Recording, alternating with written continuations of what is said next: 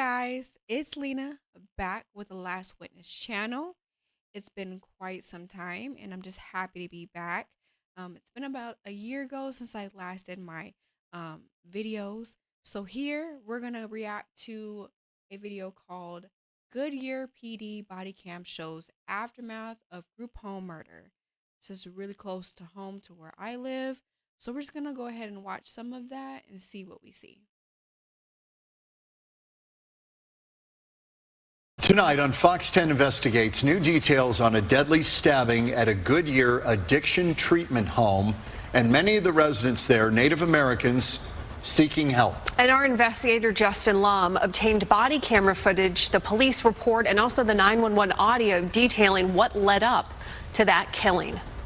As we reported back in May, Reno Caddo's family not only wants justice, but accountability. Whether that accountability comes from the behavioral health provider that placed him in the same room as a convicted felon who once committed murder, or if it comes from the state's Department of Health that did not know about this unlicensed group home.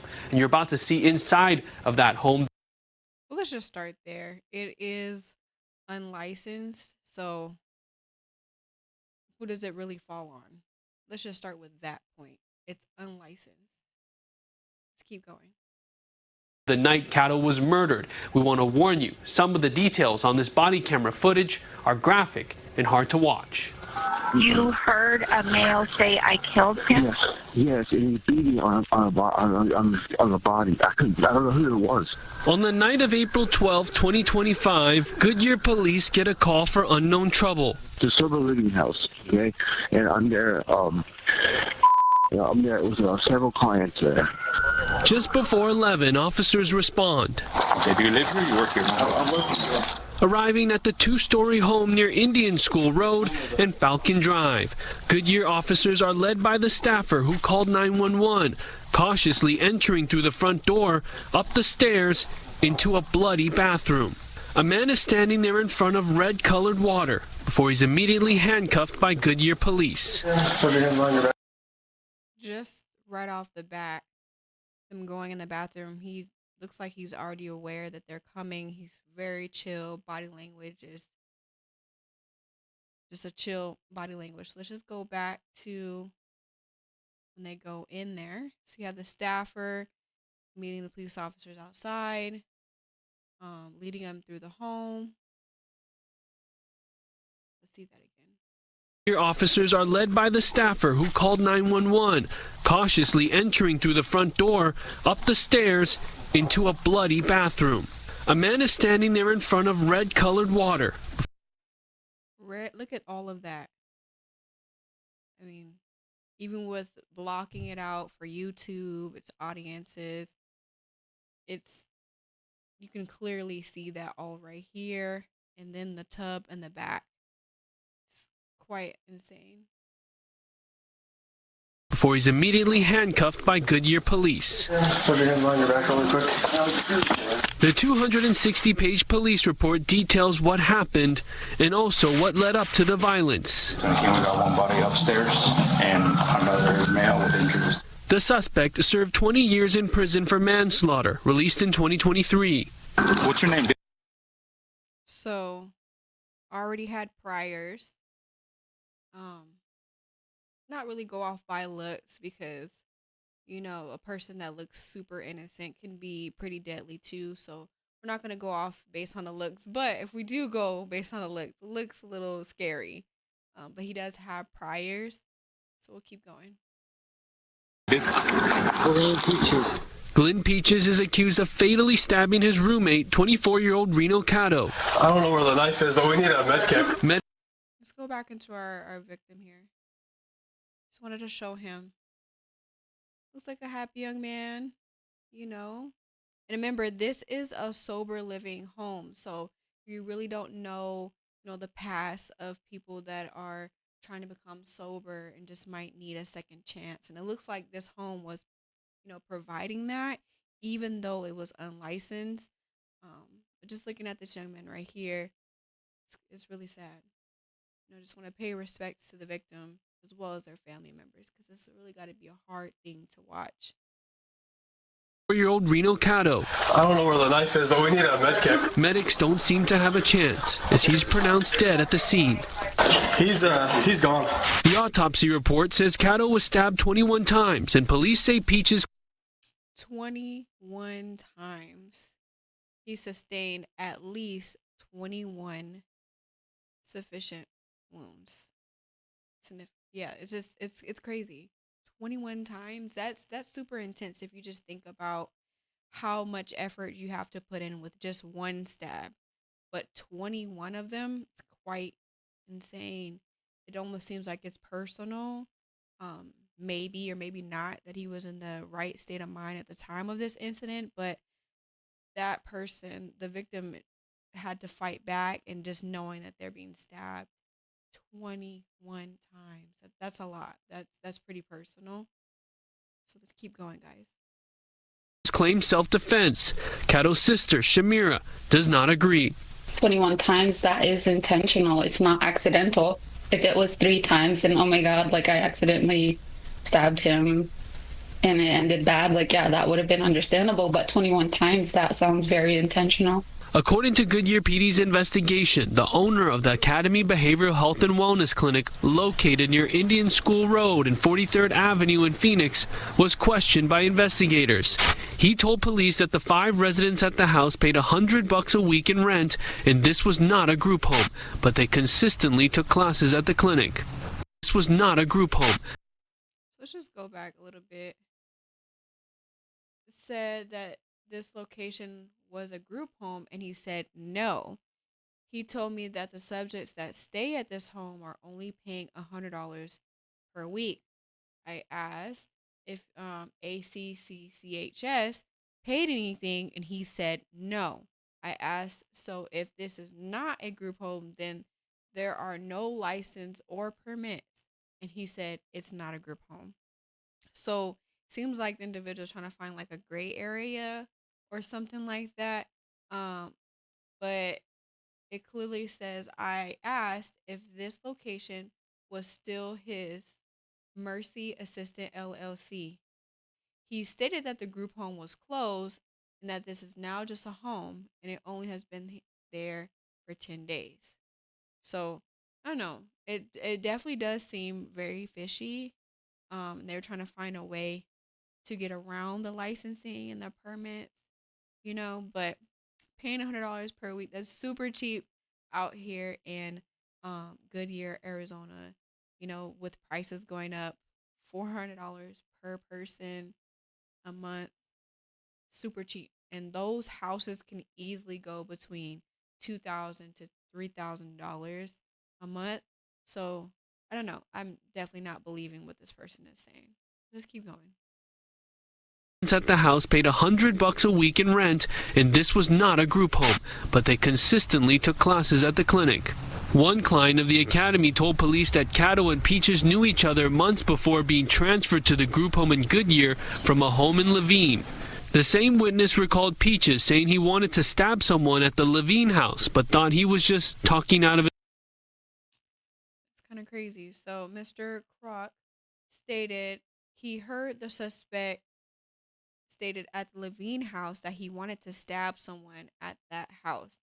Mr. Kroc thought the subject was just talking out of his mouth. He said he just wanted to tell someone what he had seen from the other house. So that definitely seems like it's premeditated. So someone that already wanted to do something to somebody, not necessarily to someone, you know, specific, but definitely want to do something to someone. So that seems like it was planned. Whether it was planned in detail, we don't know, but that definitely seems it's premeditated. His mouth, per the report, also saying treatment was paid for by Access, the state's Medicaid agency, and rent didn't have to be paid. A point of view walking through the crime scene reveals a barren second floor with inflated air mattresses and lack of furniture. The group had just moved in less than 2 weeks earlier. Goodyear police also say the victim and suspect were drinking a bottle of Captain Morgan before the deadly stabbing. Fox 10 has reached out to the academy for further comment, but have not gotten a response. When we stopped by the clinic, doors were locked. How is your family dealing with this? We're still asking that question as why did this treatment facility allow them to consume alcohol? And why didn't they have rules and regulations in place that sort of protected these individuals from that? A lot of them go to these treatment facilities to get help, and my brother was one of them. We weren't able to help him. It just had a tragic ending. It's very hard to deal with, and it's very hard to come to terms with the fact that he's not here anymore. GPD's report also reveals a text. And to just speak on, what his sister said, it's very true that sometimes it's really hard to help someone that's your family member or friend that, is going through some type of addiction. In most cases, they have to want to get the help to move forward and get the help. So my heart goes out to, like I said earlier, to him and his family. And it's definitely something hard to watch, the body camera, to see, what her brother, their family member had to endure, the last moments of their life. And looking at here, it just seems like they are unlicensed, well, from what we were already told. But again, they're trying to wiggle their way through the gray areas, to signify like, hey, this is not a group home, to still get that money. And there's a whole purpose of someone going to a sober living home. It says it in its name, sober. So there shouldn't be any type of alcohol, drugs, should be some type of checking. If there was any policies that stated that maybe more than just one individual on night shift, for staffing. So definitely a lot of slacking on the homes side. We'll keep going. Message sent from Peaches' phone to a friend moments after the gruesome stabbing.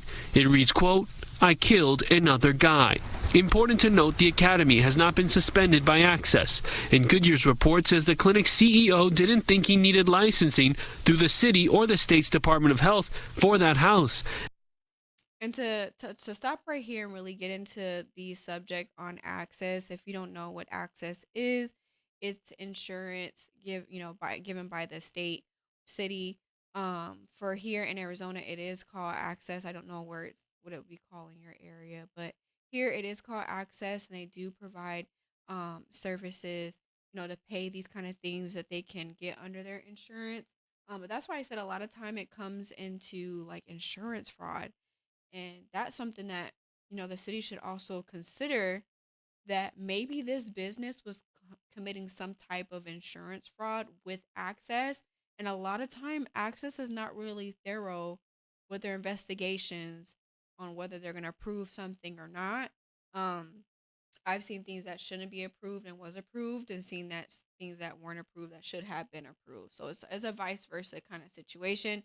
But I feel like this also has to be held on the responsibility of Access as well for approving a business like that without those said licenses.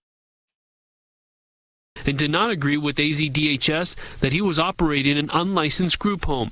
The clinic is not under investigation. Meanwhile, Peaches has pleaded not guilty to one charge of first-degree murder, appearing in court recently with his public defenders. His case is now deemed complex, and prosecutors could seek the death penalty.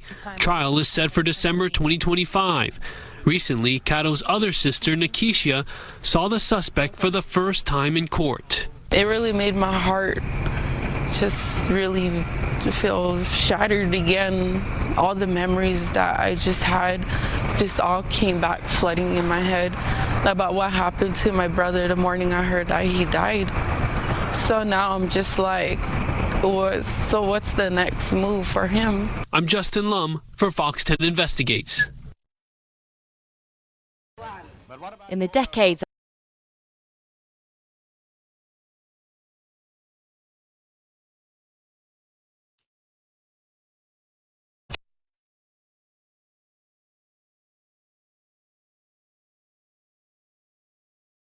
So we're here to conclude that video.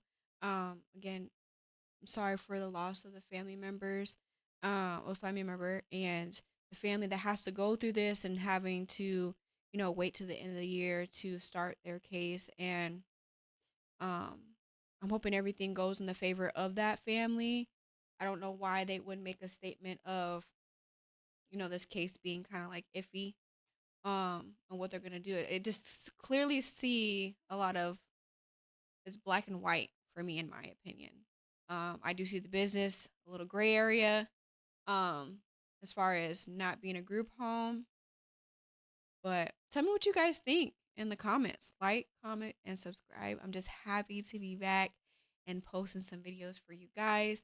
And again, thank you so much for listening to the Last Witness channel. I love you guys.